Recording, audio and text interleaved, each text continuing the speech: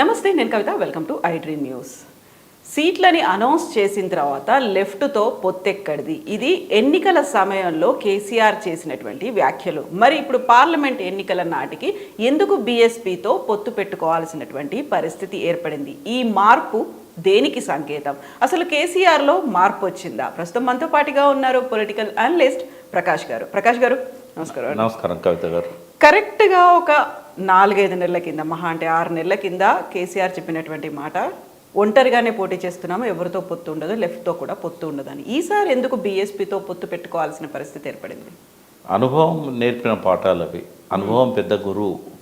Elections ముందు ఏంటంటే ఆయన ఎవరు అవసరం లేదు, నేను ఈజీగా గెట్ ఓవర్ అవుతాను, నాకు కావాల్సిన సీట్లు నాకు వస్తాయి, 105 సీట్లు ఒకటేసారి అనౌన్స్ చేసినా కూడా మహా అంటే పోతే ఒక 20-30 సీట్లు పోతాయి, ఒక 70 సీట్లతోనైనా నేను మళ్ళీ అధికారంలోకి వస్తాను అనే ఒక ఆత్మవిశ్వాసం, మితిమీరిన ఆత్మవిశ్వాసం ఆయనకు ఉండేది.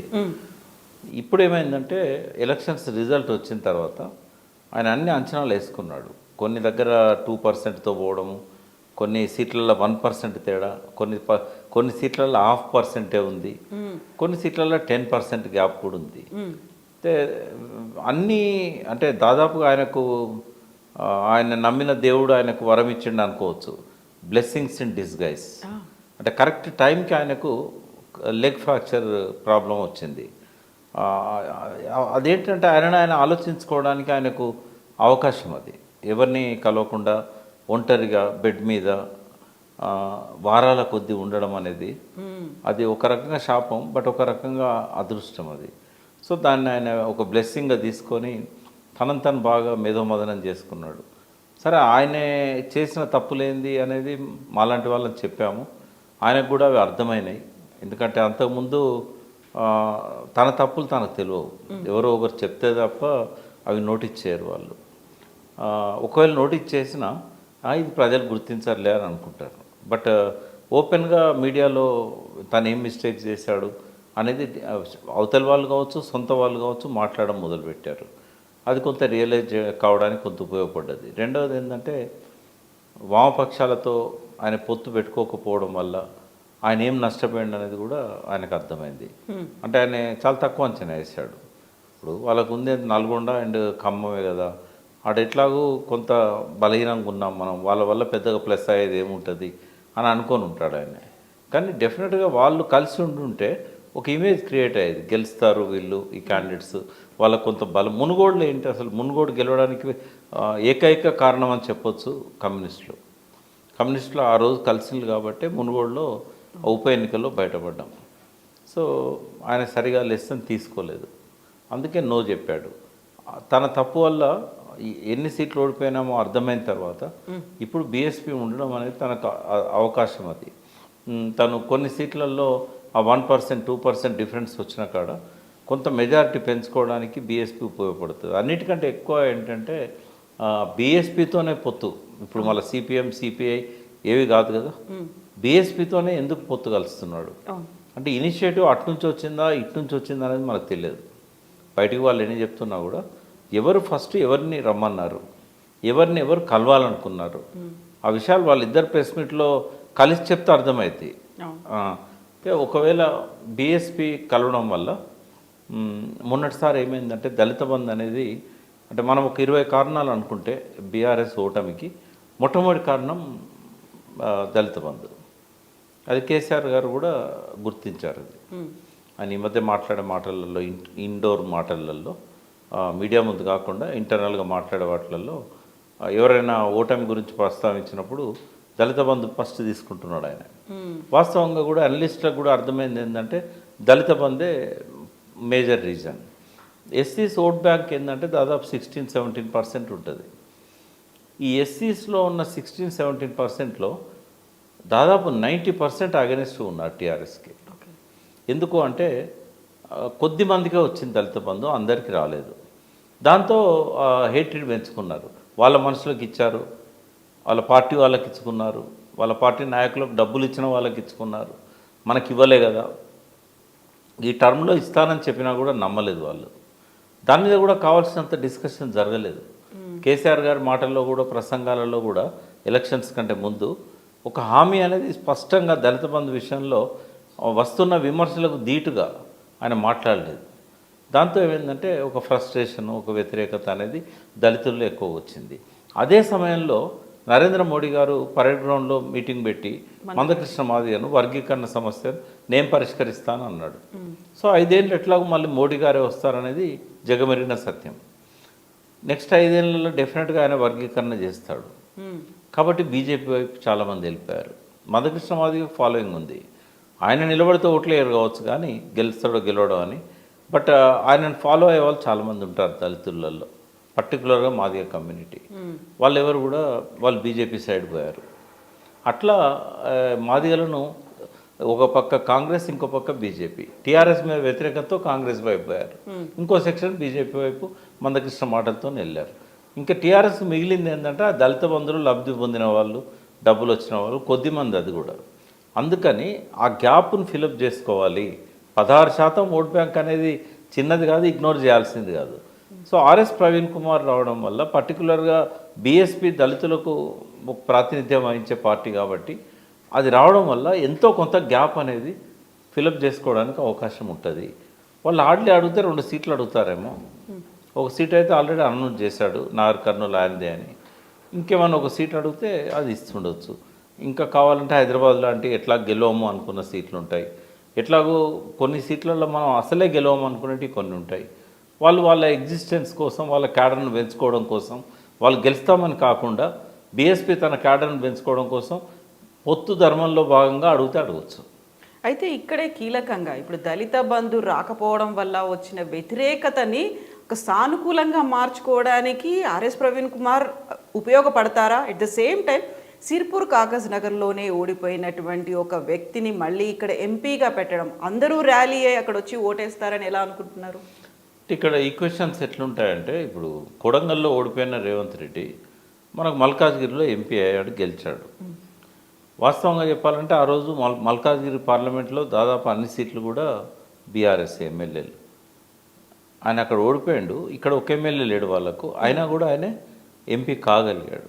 కాగజ్నగర్లో ఓడిపోవచ్చు. సికింద్రాబాద్ సంగతి ఏంటి? అంబర్పేటలో ఓడిపోయిన కిషన్ రెడ్డి సికింద్రాబాద్లో ఎంపీ కాలేదా?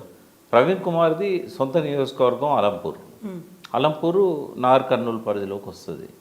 మొన్న బీఆర్ఎస్కు 50,000 మెజార్టీ వచ్చింది. ఒక మామూలు వ్యక్తి, అతను ఎమ్మెల్సీగా ఉన్న ఒక రెడ్డి, నీలం సంజయ్ రెడ్డి గారికి మనవడు అవుతాడు. ఆయనే బలంతో గెలిచాడు. ఆ విజయుడు ఎవరో ఎవరికి తెలియదు. బట్ 50,000 మెజారిటీ వచ్చిన కాన్స్టిట్యున్సీ అది. గద్వాల్ ఉన్నది, గద్వాల్ కూడా అలంపూర్ కాన్స్టిట్యున్సీ. గద్వాల్లో కూడా బీఆర్ఎస్ గెలిచింది. ఈ రెండింటితో పాటు ఆయనకున్న బలం కొంత ఉపయోగపడుతుంది. తర్వాత కొన్ని నియోజకవర్గాల్లో దగ్గర దాకా వచ్చిపోయారు. నార్కన్లో కావచ్చు, అచ్చంపేట కావచ్చు. కొన్ని దిక్కులో మరీ గ్యాప్ ఎక్కువ ఉంది, కొన్ని దిక్కులో లేదు. అయితే మరీ ప్రవీణ్ గెలవడం అని చెప్పడానికి లేదు. కొద్దిగా ప్రయత్నం చేస్తే నాగర్ కర్నూలులో గెలిచే అవకాశం ఉంటుంది. మళ్ళీ అక్కడ క్యాండిడేట్ ఎవరైతే ఉన్నారో బీజేపీ తరఫున టీఆర్ఎస్ నుంచి బీఆర్ఎస్ నుంచి అందులో పోయిన వ్యక్తే రాములు క్యాండిడేట్ అవుతున్నాడు. రాములు అటు పోయిండని చెప్పి చాలా వ్యతిరేకత కూడా వచ్చింది అక్కడ, అనే బీజేపీ వైపు పోయిండని చెప్పేసి. సో అట్లా కొంత ప్రవీణ్ కుమార్ గెలిచే అవకాశాలు ఉన్నాయి. బీఆర్ఎస్ బీఎస్పీ అలయన్స్లో అదొక ప్లస్ పాయింట్ అని నేను అనుకుంటున్నాను, నాగర్ కర్నూలు గెలవడం అనేది. అక్కడ ఆయన కాకుండా ఇంకా ఏ వ్యక్తికి ఇచ్చినా కూడా ఆయన అంత ప్రభావం చూపెట్టలేరు. అయితే ఇప్పుడు మందకృష్ణతో కలిసి లేకుంటే బీజేపీ అక్కడ ఉన్నటువంటి వర్గీకరణకు సంబంధించి ఒక కన్ఫర్మ్డ్గా జరుగుతుంది అనేటువంటి ఒక గ్యారంటీ అయితే వచ్చింది. బట్ అందులో ఒక క్లారిటీ అనేది లేకపోతే తన అభిప్రాయాన్ని ఎప్పుడు ప్రవీణ్ కుమార్ చెప్పలేదే. అంటే చెప్పినా కూడా ఇప్పుడు గతం ఏంది అనేది ఎవరు పట్టించుకోరమ్మా. ఇప్పుడు వర్గీకరణ అనేది ఒక జనరేషన్ మారింది. 94, 95లో మందకృష్ణ మాదిగ వర్గీకరణ ఉద్యమాన్ని తీసుకొచ్చాడు. 30 ఏళ్ళు అయింది. ప్రతి 20 ఏళ్ళకు ఒక తరం వస్తుంది. ఆయన ఉద్యమం లేవదీసిన తర్వాత, ఆ ఉద్యమం చల్లారిన తర్వాత 5-6 ఏళ్ళకు పుట్టిన వాళ్ళు ఇప్పుడు ఓటు హక్కు వచ్చింది. తెలంగాణ ఉద్యమం కూడా అంతే కదా. తెలంగాణ ఉద్యమం ప్రారంభించిన నాడు పుట్టని వాళ్ళు ఇప్పుడు ఓటర్స్. వాళ్ళ లోపల ఆ ఫీలింగ్స్, ఆ సెంటిమెంట్స్ ఎక్కువ ఉండవు. మందకృష్ణ మాదిగతో తిరిగిన జనరేషన్ ఏదైతే ఉందో వాళ్ళకు ఉంటుంది అది. కానీ అది చాలా స్ప్లిట్స్ అయింది, ఎన్నో చీలికలు అయింది మందకృష్ణ మాదిగ నాయకత్వంలో. ఎంతోమంది విడిపోయి వాళ్ళు వేరే పెట్టుకున్నారు. అంత బలంగానైతే లేదు ఆ వాదం.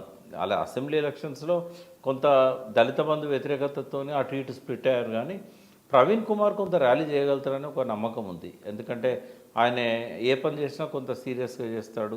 స్వేరోస్ ఉన్నారు, ఆయన తయారు చేసిన టీమ్స్ ఉన్నాయి. ఐపీఎస్ ఆఫీసర్ కాబట్టి నాన్ సీరియస్ అందరిలో ఉన్నట్టు ఆయన లోపల ఉండదు. ఆయన ఒక దళితులకు ఒక దిక్సూచిలా కనబడుతున్నాడు. ఆయన వాళ్ళ కమ్యూనిటీలో ఇంత మేధావి, ఒక ఐపీఎస్ రిజైన్ చేసి మన కోసం సాక్రిఫైస్ చేస్తున్నాడు. కన్సీరామ్ మాయావతిలకు ఆయన ఇక్కడ సిసలైన వారసుడు అన్న ఒక ఫీలింగ్, ఎమోషన్స్ జనరేట్ అవుతున్నాయి. ఆయన తక్కువ టైంలో ఆయన పార్టీ ఎలక్షన్స్కి పోయింది. ఇక్కడ ఆయన బీఎస్పీ లీడర్ అయిన తర్వాత ఇంకొంచెం గ్యాప్ ఉండుంటే ఆయన బాగా క్యాంపెయిన్ చేసుకునేవాడు. ఇప్పటివరకు ఆయనకు వచ్చిన ఇమేజ్ అవన్నీ కూడా బీఆర్ఎస్కి అది ప్లస్ అయ్యిద్ది అనుకుంటున్నా, కానీ మైనస్ అయిద్దని నేను అనుకోవట్లేదు. ఎస్. సో తన ఇమేజ్ బీఆర్ఎస్కి ప్లస్ అవుతుంది అనుకున్నప్పుడు ఇప్పుడు బీఆర్ఎస్లో పోటీ పడేటువంటి క్యాండిడేట్లు లేకపోవడం వల్లే బీఎస్పీ వైపు చూడాల్సినటువంటి పరిస్థితి ఏర్పడింది అనేది. 9 మంది సిట్టింగ్ ఎమ్మెల్యేలో ముగ్గురు ఆల్రెడీ పార్టీ మారారు.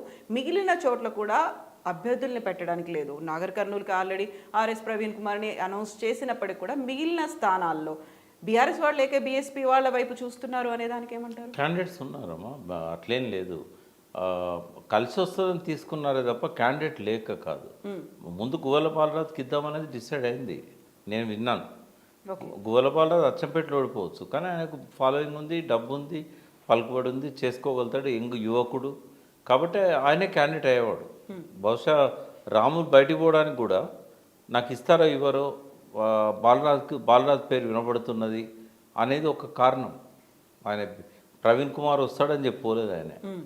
కాబట్టి క్యాండిడేట్స్ లేరు అనేది కరెక్ట్ కాదు. ఎక్కడైనా ఉన్న వాళ్ళ ఇప్పుడు ఒక పొరపాటును సరి చేసుకునే క్రమంలో కేసీఆర్ గారు బాగా ఆలోచించి తీసుకున్న నిర్ణయం ఏంటంటే, మనం అప్పుడు ఎవరిని అడగకుండా అందరికి టికెట్లు ఇచ్చాం, ఓడించారు. ఈసారి అట్లా ఇవ్వకూడదు. ప్రతి జిల్లాలో ఫస్ట్ బీఆర్ఎస్ పుట్టిన తర్వాత, అంటే నేను వన్ ఆఫ్ ది ఫౌండర్ మెంబర్గా పార్టీకి 23 సంవత్సరాల కాలం గడిచిపోయిన తర్వాత మొదటిసారి సమీక్షలు చేశారు. ఆ చరిత్రలోనే సమీక్ష అనేది లేదు. నేను అడిగాను కేసీఆర్ గారిని, మొట్టమొదటి ఉప ఎన్నిక మెదక్లో జరిగింది. కర్నల్ రామచంద్రరావు గారు చనిపోతే ఉమాదేవి గారికి టికెట్ ఇచ్చారు. పోచయ్య అని ఒక మున్నూరు కాకపోతే నిలబెట్టాము, ఓడిపోయాడు. సమీక్ష చేద్దామనంటే సమీక్షలు వద్దులే, ఎందుకంటే ఒకరి మీద ఒకరు ఆరోపణలు చేసుకొని కొట్టుకుంటారు, మనకు తెలిస్తే చాలు కారణం ఏంది అనేది. మనం కొంత మన వ్యక్తులతో మాట్లాడుకుందాం, మనకు ఫీడ్బ్యాక్ వస్తుంది, తెలుస్తూనే ఉంది కదా అని చెప్పి క్యాష్ ఫ్యాక్టర్ పనిచేయలేదు, సింపతి వేవ్ పనిచేసింది. మన వాళ్ళు ఎక్కడైనా ఉంటుంది అది, కొంత ఒకరు అసంతృప్తితో పనిచేయని వాళ్ళు ఉంటారు, డబ్బులు ఇవ్వలేదని పనిచేయని వాళ్ళు ఉంటారు. కాబట్టి సమీక్షలతో లాభం లేదు అన్నాడు. ఆయన మాట అన్న తర్వాత మేము ఎన్నడూ మళ్ళీ సమీక్షల గురించి అడగలేదు. నేను జనరల్ సెక్రటరీగా చాలా కాలం ఆయనతో పాటు ఆ పార్టీలో ఉన్నా కదా, ఎప్పుడు కూడా సమీక్షల గురించి ఎవరం మేము మెదపలేదు కూడా. ఆయనే మీటింగ్లో చెప్పేవాడు ఈ కారణాల వల్ల ఓడిపోయినామని. ఫీడ్బ్యాక్ అనేది ఆయన ఓన్గా తీసుకున్న ఫీడ్బ్యాకే. మొట్టమొదటిసారి కలెక్టివ్గా ఫీడ్బ్యాక్ తీసుకున్నారు. సరే అందరినీ మాట్లాడించారా అంటే వీలైనంత వరకు కొంతమందితో మాట్లాడించారు. ఒక 10 మంది 8 మంది ఒక్కొక్క పార్లమెంట్ సెగ్మెంట్లో. అదొక ఎక్సర్సైజ్ జరిగింది. రెండవది ఏంటంటే first time TRS cadre TRS నాయకత్వానికి వ్యతిరేకంగా, నాయకత్వం చేసిన తప్పులకు వ్యతిరేకంగా మొట్టమొదటిసారి గొంతు విప్పే అవకాశం వాళ్ళకు వచ్చింది. అంటే అది అవసరం. ఒకవేళ వెంటిలేషన్ లేకపోతే లోపలనే పెట్టుకుంటే వాళ్ళు ఆ పార్టీలో ఉండరు. మాట్లాడినిచ్చారు, వింటున్నారు. నవ్ వీఆర్ లిజనింగ్ అనే కాడికి తీసుకొచ్చారు టీఆర్ఎస్ను. కొన్ని కరెక్షన్స్ అనేవి స్టార్ట్ అయిపోయాయి. ఎక్కడైతే లోటుపాట్లు నేనేమంటున్నా, వీఆర్ లిజనింగ్ అనే కాడికి తీసుకొచ్చారు. వీఆర్ చేంజింగ్ అనేది తీసుకురావాలి. మేము మారుతున్నాం అనేది చెప్పగలగాలి.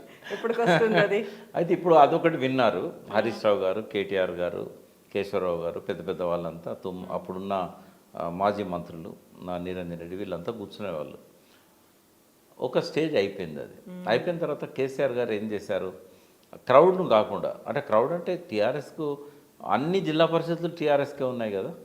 సో ఆ గ్రామ స్థాయి దగ్గర నుంచి ప్రజాప్రతినిధులు ఎవరైతే ఉన్నారో వాళ్ళందరినీ పిలిచారు. అప్పుడు అంటే ఒక్కొక్క మీటింగ్కు 1000 మంది పైన వచ్చారు, ఒక్క parliament segment.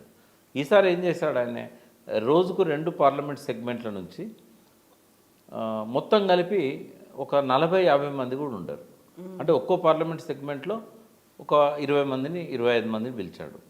Cream of the constituency.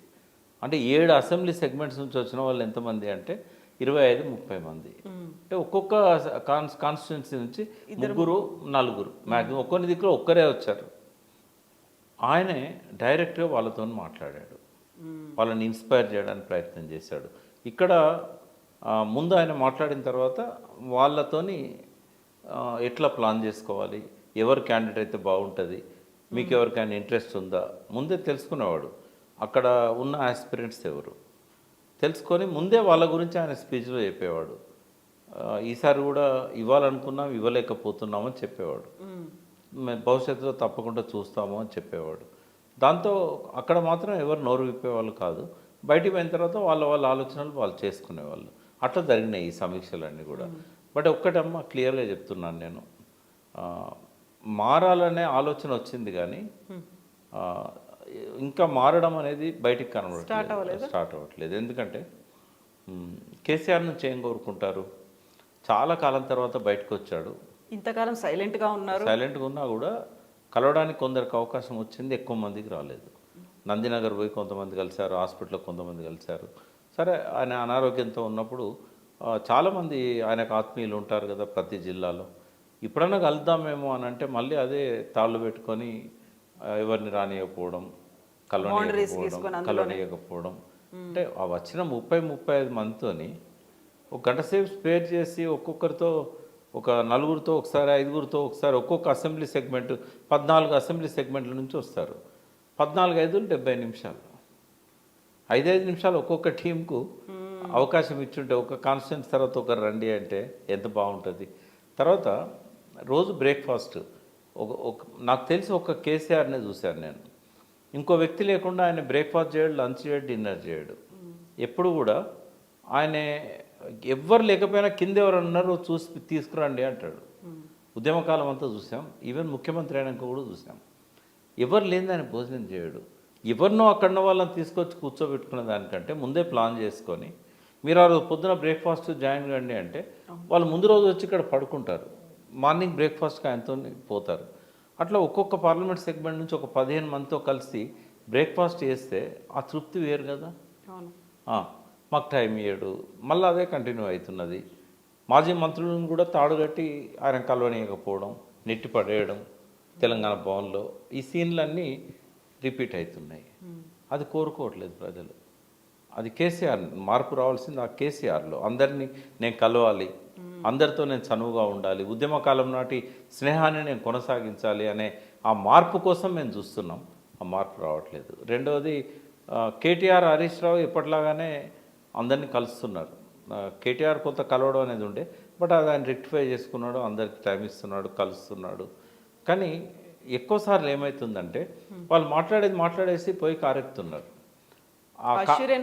ఆ కారెక్కేదాకా కూడా సెల్ఫీలు, ఎవరు బలం ఉన్నోడు తోసుకొని పోయి సెల్ఫీ తీసుకుంటున్నారు.